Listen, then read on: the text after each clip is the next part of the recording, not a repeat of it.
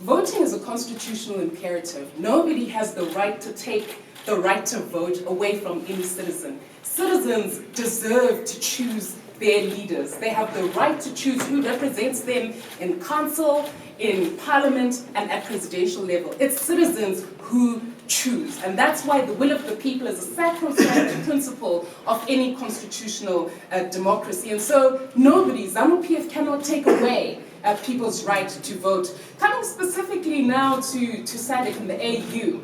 Now obviously we have sharpened our approach significantly since the 2018 election. We took very important lessons, and even with these by-elections. And so this has informed our engagement with the international community, particularly regional bodies, around the electoral process that's going to take place in Zimbabwe.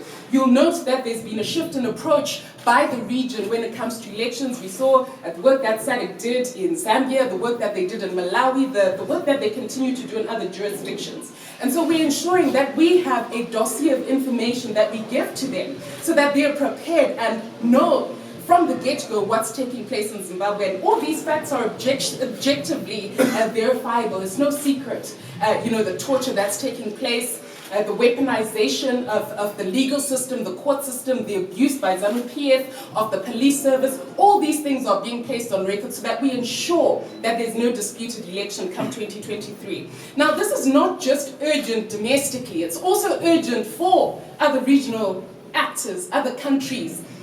The forced migration crisis in Zimbabwe started to create domestic crises in other jurisdictions. Call it South Africa, call it Botswana, call it Zambia, wherever it is. So many of our citizens, and I think that the data tells us beyond 3 million, are forced to migrate because of the governance crisis, because of the economic crisis, because of the failure by ZANU-PF to rule us competently and constitutionally.